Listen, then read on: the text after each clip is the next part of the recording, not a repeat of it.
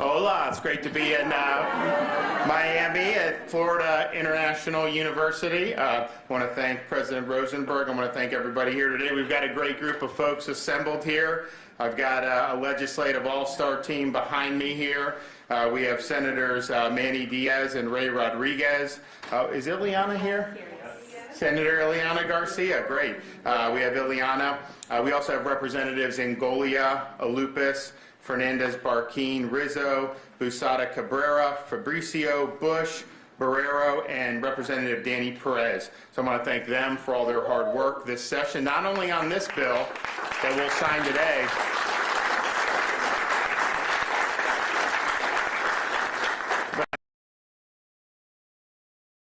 I think we set the standard my first year and somehow exceeded it the second, and now we've even exceeded it this third year again. And so when you look at law and order, when you look at teacher bonuses, when you look at school choice, all these things we're able to do, these guys really drove the train on that. I'd also like to thank a few other folks who we're here from today. Dario Fernandez, Cuban-American, where are you at? You're here? Okay. Alberto Paroche, Venezuelan-American, is here. Felix Rodriguez, Cuban-American icon. Where's Felix? Okay, good. Thank you. Carlos Diaz Rocio, and also James O'Keefe from Project Veritas.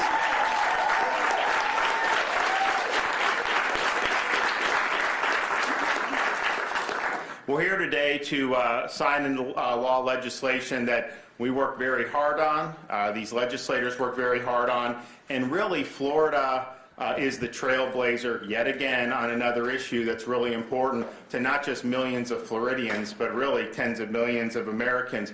When the Founding Fathers established our country and crafted the Constitution, they were very concerned with threats to liberty, primarily emanating from government power, and they believe concentrations of power inevitably would lead to people's liberties being curtailed. So they designed a constitution that had separation of powers, checks and balances, and it was designed to create a government that could do the things that you needed a government to do, but did it in a way that was as safe as possible and had as many different checks along the way and balances so that you didn't have an accumulation of power in one part of the government.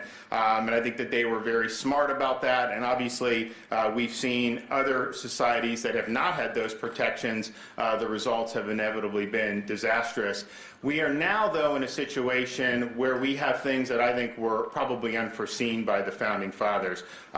Whereas they established a First Amendment to protect people's freedom of speech, religion, and association from government overreach, we now have a situation in which some of these massive, massive companies in Silicon Valley are exerting a power over our population that really has no precedent in American history. And I would suggest the monopolies today, these big tech monopolies, are exerting way more influence over our society than the monopolies of the earliest 20th century, which led to antitrust and a lot of trust busting. And so we're in a situation here where these platforms have become our public square. Floridians and other Americans go on these platforms to be able to share ideas. Heck, you go back to the beginning of these platforms, they actually were very liberating because you had corporate media, those legacy outlets that many Americans grew to distrust, and rightfully so. They no longer had the monopoly on information. You could actually go around the legacy media, share information on these platforms, and that was very, very positive for millions and millions of Americans. And actually it was a little too positive, and the powers that be didn't like that. And so I think what we've seen in recent years is a shift away from internet platforms, social media platforms, from really being liberating forces to now being enforcers of orthodoxy. And so their primary mission, or one of their major missions, seems to be suppressing ideas that are either inconvenient to the narrative or that which they personally disagree with. And you think about some of the things that are in the news just most recently. The of the last however many decades, some of the major issues that we've had to deal with, I would say two of the major issues when people look back on this period will be the efficacy of coronavirus lockdowns and the origin of the coronavirus in Wuhan, China. Now we have information that this very well may have emanated from the Wuhan lab, that it was a leak from the lab. But you remember when people last year were raising that as something that needed to be investigated, they were deplatformed for talking about the lab leak. They were censored for having said that, and now even Fauci admits that this may be something that very well is the case. Are they going to now censor Fauci and pull him down off social media? So this shows you, because corporate media said it was a conspiracy theory at the outset, these big tech oligarchs responded to that, pulled down, instead of having an honest debate about something that's very, very important.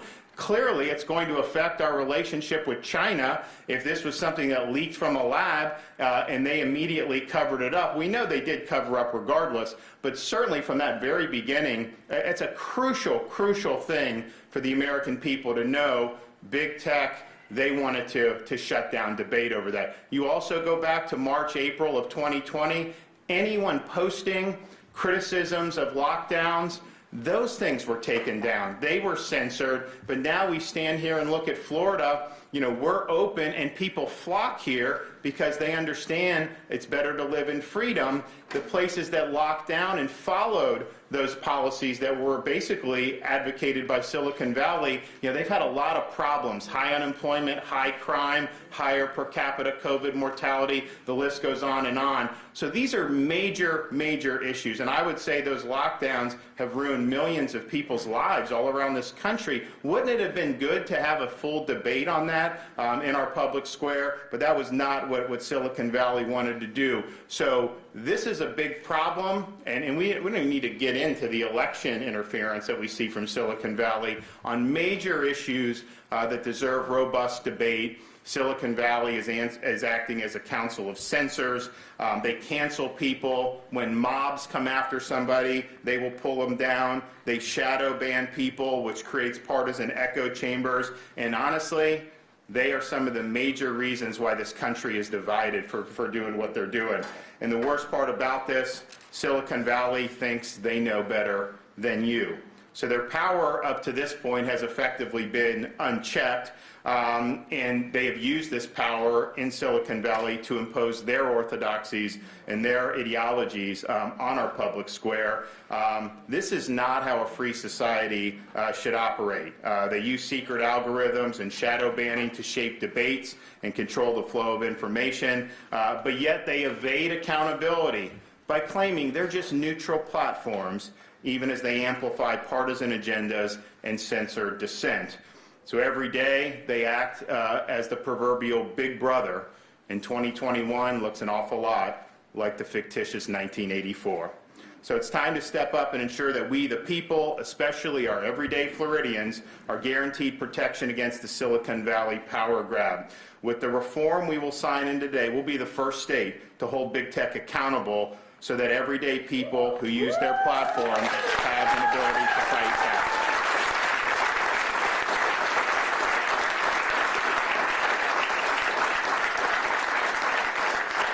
And the protection should not simply be something that is reserved for celebrities or for political office holders. It needs to apply to everyday Floridians, and what this reform does is recognize that social media platforms are as important for conveying public opinions.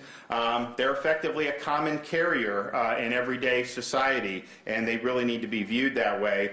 They also hold a unique place in preserving free speech for all Floridians, and these platforms can harm Floridians when they unfairly censor, ban, and deplatform them. So this reform gives every Floridian the power to fight back against big tech. Floridians who are deplatformed will be able to sue big tech companies for violating this law.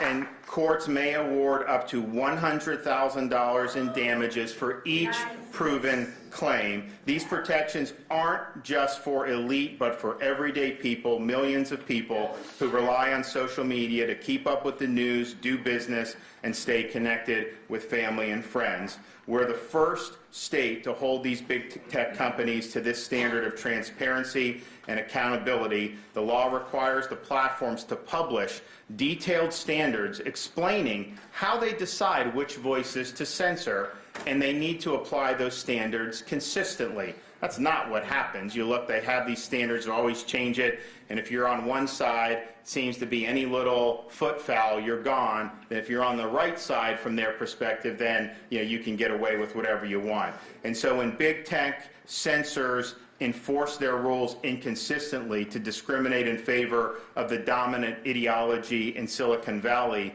they will be held accountable in the state of Florida. And all Floridians treated unfairly by big tech platforms will have the right to sue companies to violate this law and win damages. The reform safeguards the rights of every Floridian by requiring social media companies to be transparent about their content moderation practices and give users proper notice of changes to those policies. I mean, there's some people that get the platform, they don't even know what they're getting the platform for. That prevents big tech bureaucrats from, quote, moving the goalpost to censor viewpoints they don't like. But it's not just individuals. The Attorney General under this law of Florida can bring action against tech companies that violate this law under Florida's Deceptive and Unfair Trade Practices Act. If social media platforms are found to have violated antitrust law, they will be restricted from contracting with any public entity. That antitrust violator blacklist imposes real consequences for big tech and for their bottom line. The law also prohibits big tech from deplatforming political candidates for elected office in the state of Florida. The Florida Election Commission will impose fines of $250,000 per day on social media companies that deplatforms any candidate for statewide office, and additional penalties lesser for local offices. Any Floridian can block any candidate they don't want to hear from, and that is a right to belong each citizen. You simply can avert your eyes or not subscribe to what they're doing, but it's not for big tech to be weighing in on these elections and picking the candidates that have the right to speak and those that should be silenced. They're not.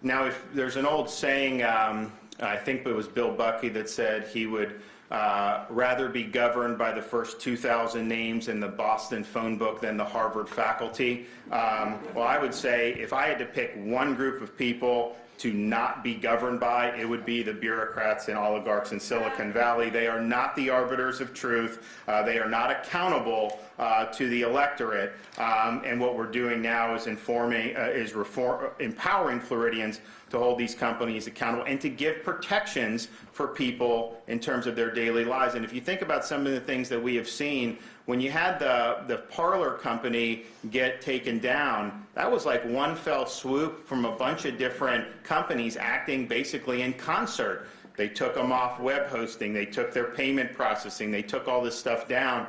So just think about it. You run a small business and you have all these different things that impact how you do it. You advertise online, you have a payment processor, you have an email distribution list, all these things.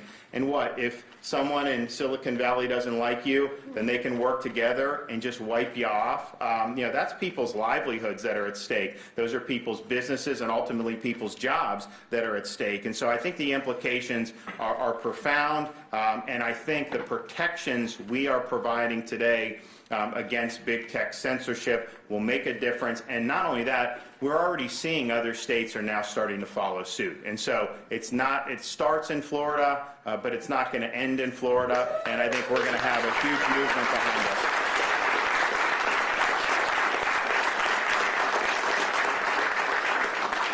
So I want to thank the legislature. I want to thank a lot of Floridians who have spoken out in favor of making sure that individual Floridians are protected, that we're protected against censorship, that people have the ability to weigh in on these important issues in what has now become a digital public square. I'm going to let some of the legislators come up, legislators who were involved in the bill. We'll also hear from some of our other speakers, and then we'll move on, and I'll put the old John Hancock on the bill, and it will become the law of this state. So first, I want to bring up our Senate, Maine Senate sponsor from Southwest Florida, Senator Ray Rodriguez.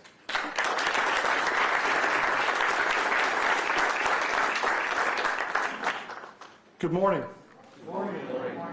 The governor shared that we're the first state to pass this legislation and hold big tech accountable.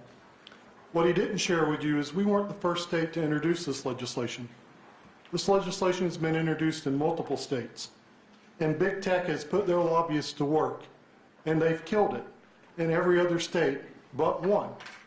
That state passed the bill, it then went to the governor, and big tech put the pressure on the governor, and the governor vetoed the bill. But not in Florida, not today.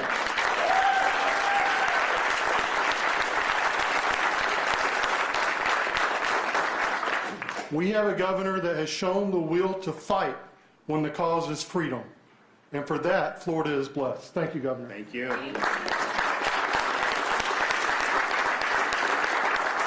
And I'll just say there's two things to take away from this bill that I hope you leave with. The first is this. In Florida, if these big tech monopolies want to do business, then they're going to treat Floridians fairly. And the second is this. When it comes to freedom of speech in this state, we will defend freedom of speech against digital book burners, regardless of how big they are or how powerful they are, because speech is fundamental to our freedom. Thank you.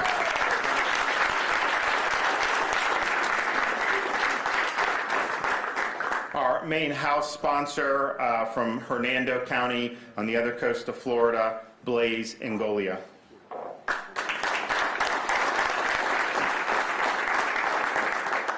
First, I want to thank Governor DeSantis for his leadership on this, but not just this issue, multiple issues. You know, when you look at the things that we're doing in the state of Florida, Florida's leading, whether it's taking on big tech, resiliency, parental or school choice, deregulating for businesses, and just protecting everyday Floridians' lives. This legislature and this governor is leading where other governors are shying away from these big obstacles. So, Governor, thank you for everything that you do for the state.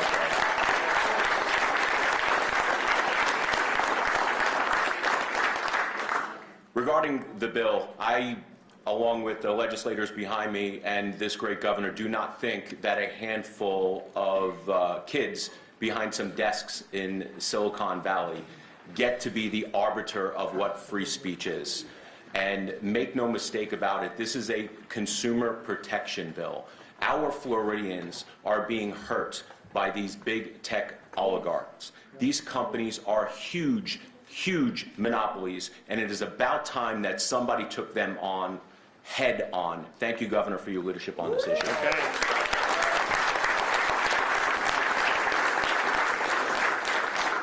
Next, we have Dario Fernandez.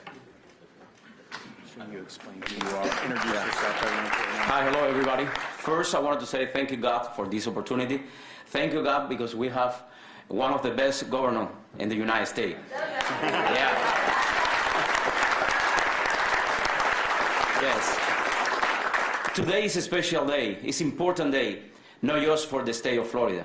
It's an important day for the United States of America. I remember 20 years ago when I came from Cuba, I came from my country, try to find liberty, freedom of speech. Today, the big tech wanted to have more power to the Supreme Court of the United States. And we cannot allow that happen here in this country. I think today, everybody in the United States see Florida as a new way to go. And this is important for all Americans. when you see a company that took your data, doing everything what they want. If you say, I believe in God, sometimes they close your channel. When you say something that is really important for the community, they close your channel. And they don't want you to say the reality, what is happening right now in the United States. That is why this is important, not just for Florida, for all the United States of America. We need government like Ron DeSantis that push this kind of law. We need elected officials that help the community, and the community have an important role in this because they are the one that can help to pass what is happening right now. Thank you so much. God bless you. All right, thanks.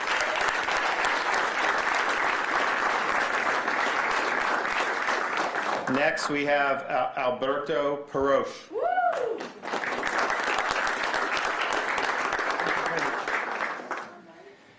Ladies and gentlemen, good morning.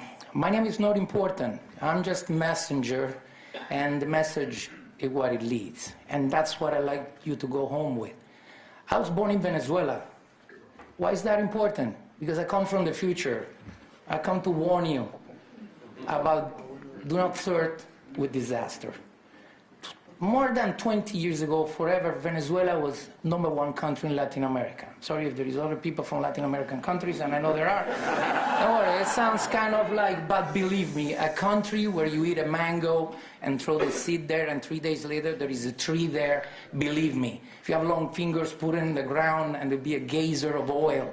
You understand? We founded OPEC. We had PDVSA, who was one hell of a company. We had Citgo, who was one hell of a gas station. Now I don't pump a penny in there. You understand? And I came here thinking this is a free country. I always admire United States. My son is American, and lately, a few years ago, I became one. I swore to defend this country. I'm known in my rounds. I'm VARA, Venezuelan American Republican Alliance, and in a way, we are not only Venezuelans. We started with Venezuelans. We got Nicaraguans, Colombians, Mexicans. We got people from Guatemala. Okay, we got people who really worry. Cubans really worry about what is going on. Okay, and please, big tech may have a lot of money. They can buy countries, entire countries. And sometimes I get my friends. I have friends who are Democrats. Sorry. Yes, but I'm fighting, and we're having a barbecue. It's like, come on, Alberto, the people from these big companies, they're Americans. No, they're not. You know what it established is the love that you have for this country, and it's what you do for this country, okay? And one of the last Democrats who had really common sense was John F. Kennedy. He says, ask what you can do for your country, not what your country can do with you, all right, for you. So right now is the moment of doing. 2022 is coming up. I don't want to sound so electoral, but please, please put your battery on. I want to tell you, Venezuela had beaches, climate. I mean, we were all, I come from an Italian family. Italy used to be soccer champion. We don't even qualify after 25 years of socialism, okay? So, you know, we were among the G4. Right now we're maybe 20th, and Greece is passing us. So we don't even qualify for the World Cup. Okay, so that's one, just to tell you, and I come from an Italian family. I'm the only one born in Venezuela, and I lived there as I was director of the Young Executive of Venezuela. What was it? Capitalist. Do your enterprise. Don't wait for the government to give you anything. Write history yourself. All right, have generosity towards yourself. Be strong and help the other ones. Just don't be there asking for help. Don't victimize yourself. The government has got to give you an environment of security. Thank God we have a government the governor who's doing it. All right, big-chested, and he's putting his chest into this, and that makes me happy today because it's been many days that I'm not that happy. Right? We mixed in Venezuela racist. I tell you some similarities, and this is important. This is important. They packed the courts. Chavez packed the courts. All right? Why? Because they changed the Constitution. Right? And the God-given gift of speech, which separates from animals that don't speak. All right? The Constitution is the free speech is the pillar of any society around the world, not only here, all right? And it's guaranteed by our Constitution. Defended because there is not one place in history, any country that has changed its Constitution that has something or a nice story to tell. So it's placed on as a First Amendment, not as a Fourth, Fifth, 25th. It's placed as first because it's the most important, and I don't want to touch the subject, but then the Second Amendment, is to make sure that the first one stays. And the Second Amendment, people, it is not to take a gun and go to Walmart and shoot people. The Second Amendment is making sure that the government doesn't come and knock at your house, take your kids, and tells your kids in school that the Che Guevara was a freedom fighter. You understand you put your life saving $500,000 into Harvard School? We have an alumni here, okay? And at that time, probably they didn't teach that. But listen, and your son comes out with a t-shirt saying, with a penny loafers of Gucci and an iPhone of $1,000, pa, you know, you don't know anything about history. Che Guevara was a freedom fighter. What? Do I burn the school? Who do I talk to? What is the dean of the school? What am I paying for to have this guy in my house? All right? So, people, this is the moment we gotta think. Please go out. The truth will free you. Okay? And I'm known in my rounds as zero silence. I don't plan to stay quiet. I'm gonna make it short, sir, because I know you're busy. But do not stay quiet. Whoever stays quiet because of fear is an accomplice to what is about to be here. You understand what I'm saying? Please, speak. This is the moment. Back this man up. Florida, Texas, let's save this country. Thank you. Thank you for the opportunity. Thank you.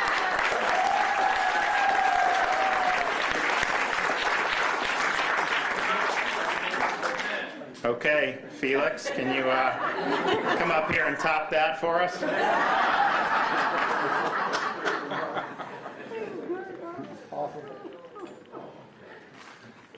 Governor, it's a pleasure to be here today. To me, you are the best governor in the United States of America. Thank you.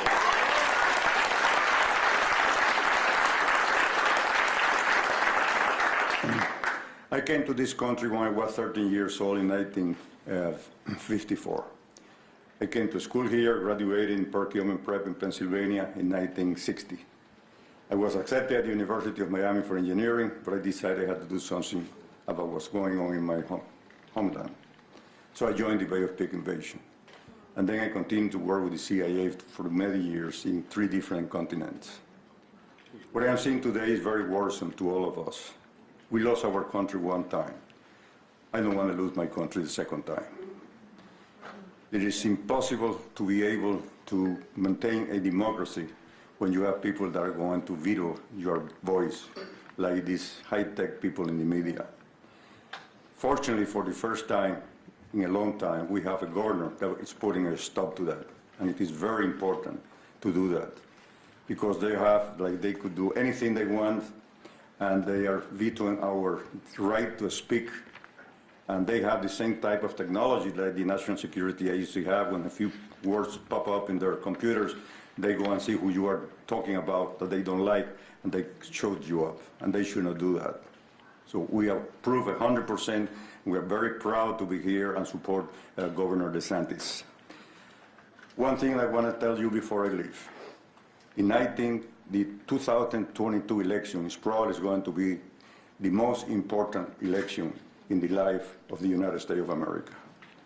If we don't win back the Senate and the House, we are going to lose the United States of America as we know it today. There's no question about it in my mind. And you know what? May 31st, I'll be 80 years old. I have no place to go. God bless you. God bless the United States of America.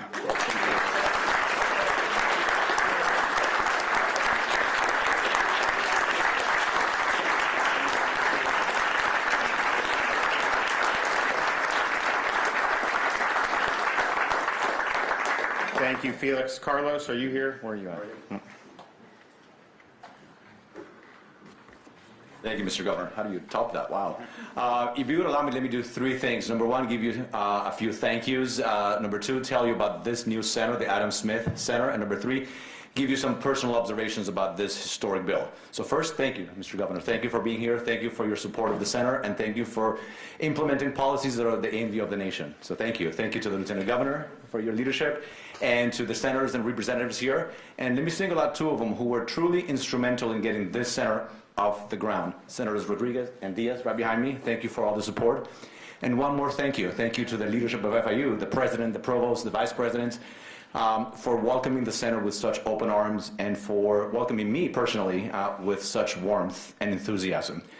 Because we are FIU's newest center, let me tell you just a word about who we are and who we aspire to be. Working at the intersection of government policy and the free market, the Adam Smith Center for Economic Freedom hopes to become a world-class, independent, nonpartisan think tank right here in the heart of Miami, to inform, to influence, and to inspire current and future leaders to develop and implement innovative, meaningful, and effective public policies to advance individual freedom and human prosperity. Established by our own legislature and governor less than a year ago, the center will harness the power of research to offer a better understanding of our capitalist system and its impact on economic growth, both at home and abroad. Through our activities and programs, we hope to inspire policy discussions, analysis, and decision-making. We are steadfast in our commitment to objectivity and nonpartisanship, which means that we will promote ideas and discussions that are relevant to both sides of the political aisle, with meaningful and honest representation from both Republicans and Democrats, from both academics and practitioners. As a university, we strongly believe in the principles of free expression and the respectful exchange of different ideas and viewpoints, even when those ideas and viewpoints are difficult to hear. But even though we're steadfast in that commitment to political impartiality and freedom of expression, we're unabashedly supportive of democracy and the free enterprise system as the most effective ways to promote individual freedom and human prosperity. I know very well that these systems are not perfect. As Winston Churchill once said, when speaking about democracy, it has been said that democracy is the worst form of government, except for all the other forms that have been tried from time to time. And when speaking of capitalism, he said, the inherent vice of capitalism is the unequal sharing of blessings. The inherent virtue of socialism is the equal sharing of miseries. We know that there's other political systems, political and economic systems out there that have proven time and again to oppress people and to lead to economic misery the world over, including right here in our hemisphere. But while the proponents of those ideologies thrive on censorship and canceling other people when their opinions are different from their own, we, on the other hand, look forward to engaging in a serious and civil debate with them. As a center, we will be laser focused on empirically and rigorously studying different varieties of capitalism and promoting a more responsible and thoughtful free enterprise system in Florida, in the United States, and around the world. That is why we feel it's so important for organizations to be committed to the principles of fairness and impartiality, especially when they're responsible for hosting and disseminating different forms of expression. And that is why it becomes necessary, at times, for there to be meaningful laws that regulate the behavior of actors that break with those important principles. And as we know, that is exactly what has been happening with big tech. Listen, I believe that in general, less regulation is always better than more regulation. Correct. Period. Yeah.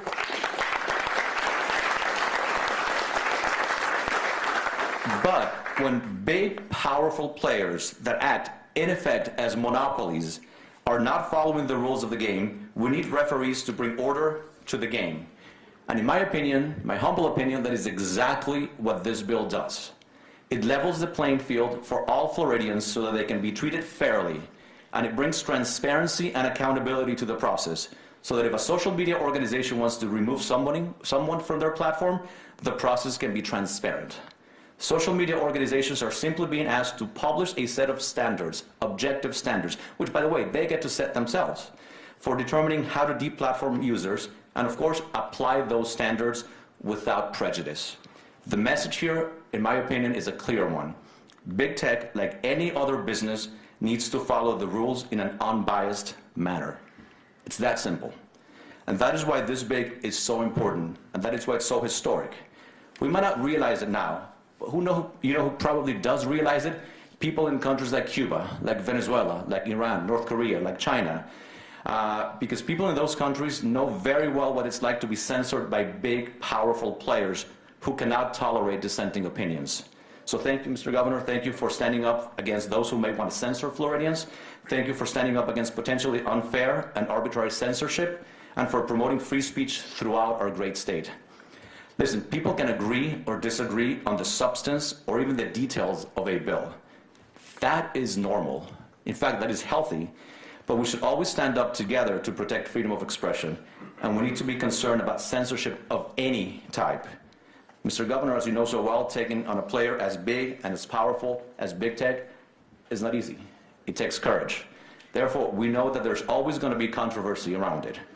And that is why we would like to serve here at the center as a neutral place where people with different perspectives can come in and debate the merits and the liabilities of this bill or any bill, present their opinions, defend them with evidence, with data, with solid arguments, and yes, with passion. And that is how we can make progress, not by supporting or opposing something for the sake of it, but by going through the arguments and defending them rigorously and transparently. So, Mr. Governor, we would like to offer that platform to you and to anyone who wants to engage in a serious debate about the issue so we can collectively promote individual freedom and advance human prosperity in a society where different people can work together for the common good, even when, or I should say especially when, they disagree with one another. Thank you. Thank you.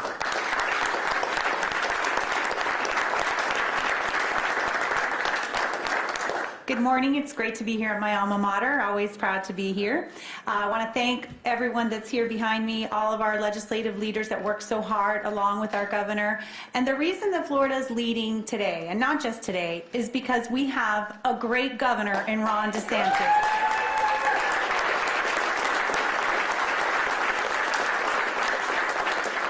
He has demonstrated such courage on taking on big tech, because I think everyone here in this room understands how difficult it is. And you heard that when Senator Rodriguez mentioned how we have not seen one other state lead like our state has under this governor. So I'm proud to be a part of this administration.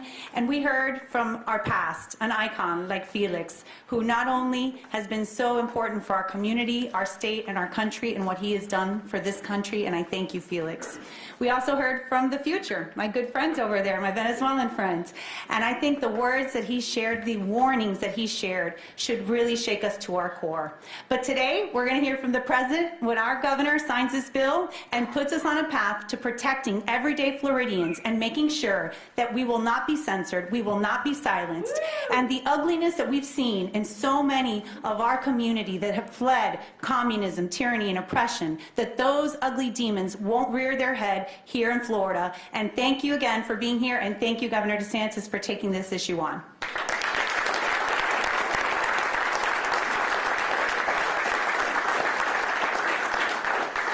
Well, thanks, everybody. I think it was great remarks across the board. And at the end of the day, today what we're doing, we are protecting Floridians' ability to speak and express their opinions. This will lead to more speech, not less speech, because speech that's inconvenient to the narrative will be protected, where it doesn't have those protections going on now. And, you know, we think, when I heard Felix come up, you know, we tend to think of threats to liberty in the guise of a bearded tyrant with military fatigues, and as we know, that is absolutely the case, and we see the legacy of that tyranny in places like Cuba and Venezuela. But we also have to understand, when there's great power lodged in other institutions, that has an impact and can potentially abridge people's freedoms. And so today, maybe this isn't as much the bearded tyrant and the military fatigues. You know, maybe the person is in pajamas on their laptop drinking a soy latte in Silicon Valley. But you know what? When they have the power to be able to silence you, you take it seriously. And so that's what we're doing here today. I think we will have more robust debate in the state of Florida as a result of the legislation that we're signing today. And I can tell you this, if you believe in the power of your own ideas, you should welcome robust debate. You should want there to be people that you can show why what you stand for is correct. When they try to silence silence criticism of lockdowns, silence people raising questions about the origin of the virus, silencing stories that are inconvenient for their preferred candidates. When they do that, that shows you that they don't have confidence that their side would ultimately prevail, because ultimately the truth will set you free. And so that's what we're doing here in the state of Florida, protecting everyday Floridians and ensuring that we have more speech, not less speech. And with that, we'll make it official.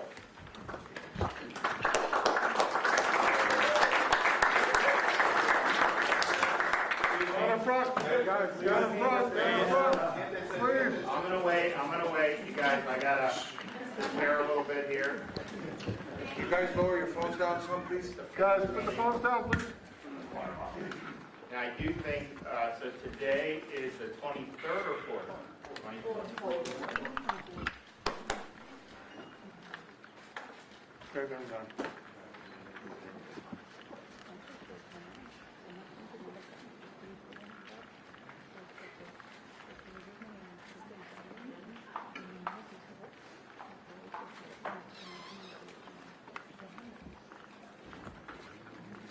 Ta-da!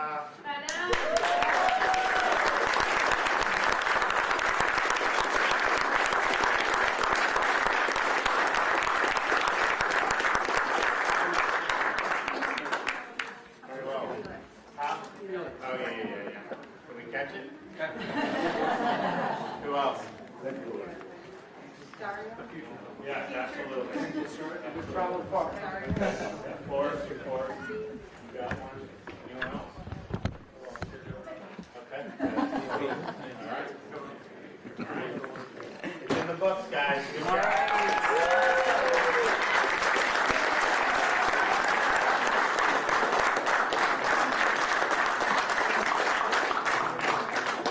And I think, obviously, I think it's a monumental day. It took a lot of work in the legislature. I know that we're really leading the way on this. We're proud of that. But it's also a good time to reflect on a lot of the achievements that we were able to come up with in this last legislative session. You go back a year, everyone was predicting catastrophe for Florida's budget and economy, and in fact, we have robust budget reserves in our state budget, actually more than probably even before COVID started. If you look what we were able to do, meeting our key priorities, not only did we continue with my momentum on Everglades and water resources, we actually did more than what we even forecast because of the underlying strength of Florida's economy. We were able to support our K-12 system.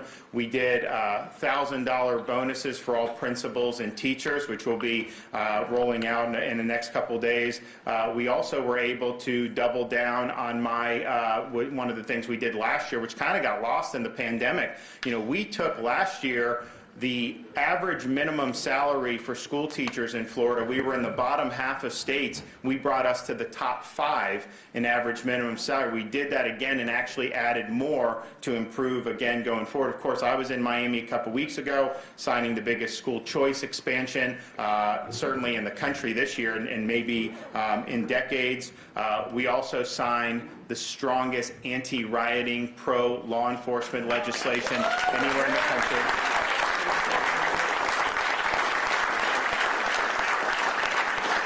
We are not going to let any local government defund law enforcement. We will hold you accountable if you're violent.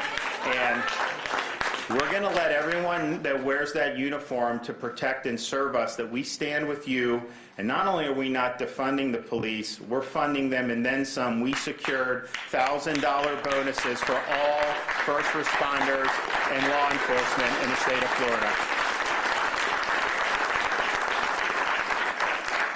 We signed a strong, transparent election integrity package which bans ballot harvesting in the state of Florida and bans Zuckerbucks. So we're here talking about big tech. They poured hundreds of millions of dollars into these groups that effectively ran elections in certain parts of the country. That's unacceptable, and with my signature on that bill a couple weeks ago, that is illegal in the state of Florida. We're not going to let special interests run our elections, and we've got a lot more stuff that's coming down the pike. So all I can say is, we believe that we have probably unprecedented momentum in terms of what's gone on with the economy in Florida. I mean, people have the ability, a right to work, right to operate businesses. They're expanding. In fact, they need more employees. I mean, that's really the main thing at this point. People's home values are going up. So we're proud of what we've been able to accomplish. We are effectively America's West Berlin over the last year, and people have viewed this as a free zone where not only they move to follow their dreams, but even if it's just visiting for a time to escape some of the more repressive policies, and that even includes people that impose repressive policies, will still come down to Florida and actually have a little thing. So it's all good. Javier. Question, Governor. You've been pretty critical of critical race theory. Can you give us an update on what you're doing with some of these local school boards, including Broward, which now is pushing Nation of Islam, Malcolm X?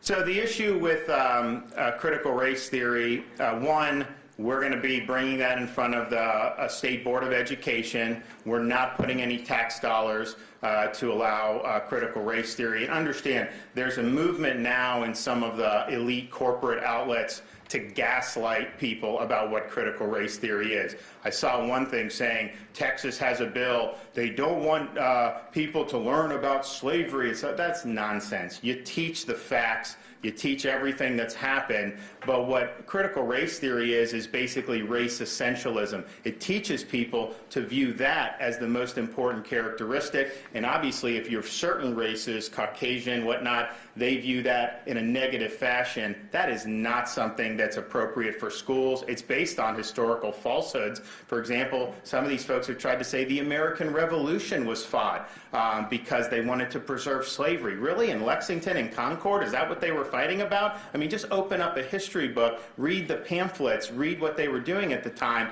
And so yeah, it doesn't have a place. The Board of Education is going to act, I think it's coming up in like a week or two. But ultimately, look, it's going to be up to the legislature and me if you continue to have some of this movement in spite of the state policy. I mean, it really should have funding consequences that flow from it.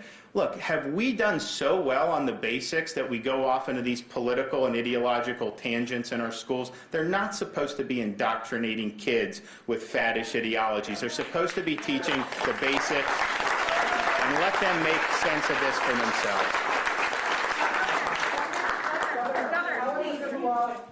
If you could please comment on today's announcement by the Florida Department of Economic Opportunity that we're stopping the additional federal pandemic assistance, additional $20 a week, please? Yeah, so the DEO put out the notice that, so we reinstituted the job search requirements and now discontinuing the added federal money, and the reason is simple. We got almost 500,000 job openings in the state of Florida, and so...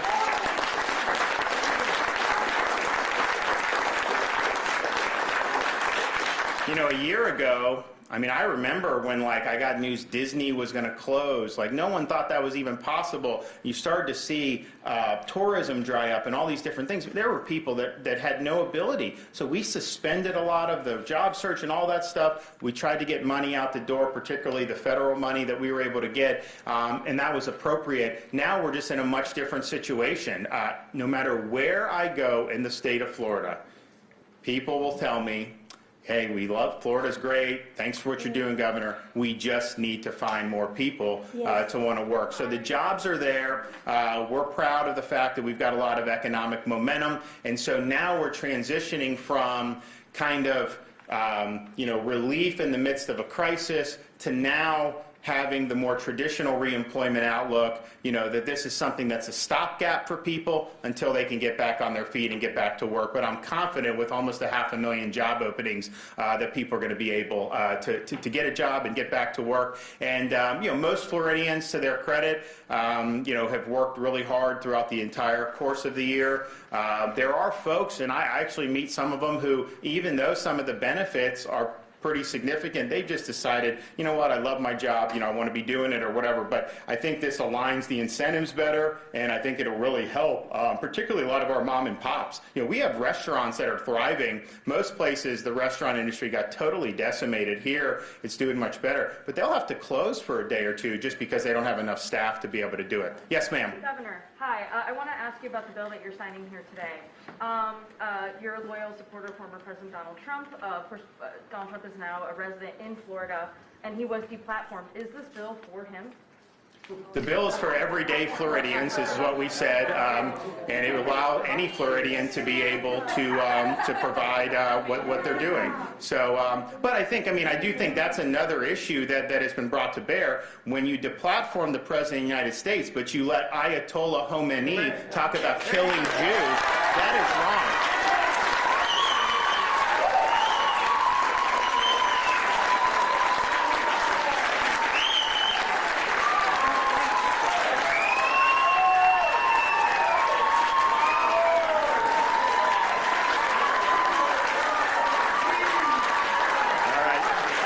Thank you, guys. God bless everybody.